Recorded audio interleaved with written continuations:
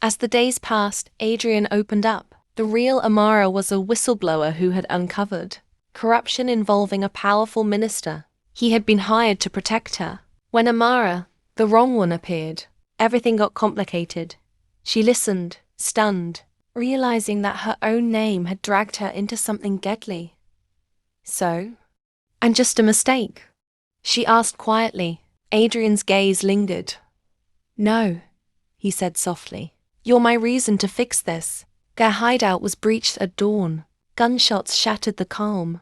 Adrian pulled Amara into his arms, shouting, "Stay down." They barely escaped through the forest behind the villa. As the sun rose, Amara's clothes were torn, her breath ragged, but she was alive, because of him. For the first time, she saw fear in his eyes. "They know who you are now," he said, "and they won't stop." She looked at him and whispered, "Then neither will I." They took refuge in a rundown motel. As they tended to each other's wounds, the silence between them turned heavy with emotion.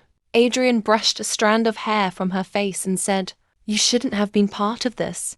"Maybe I was meant to be," she whispered. For a moment, time froze, but before he could respond, his phone buzzed again.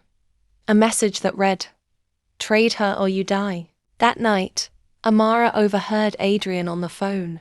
"I'll bring her tomorrow," he said quietly. Her heart broke.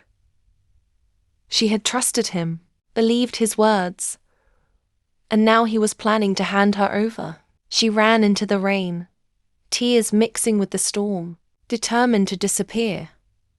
But just as she reached the road, headlights flashed.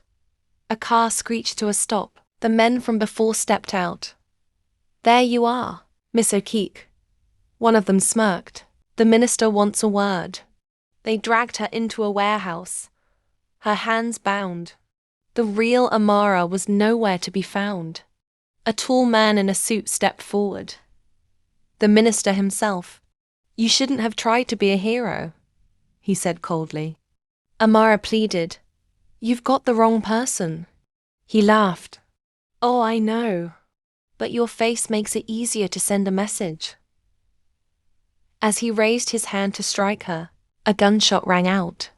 Adrian stood in the doorway, eyes blazing. "You'll touch her over my dead body,"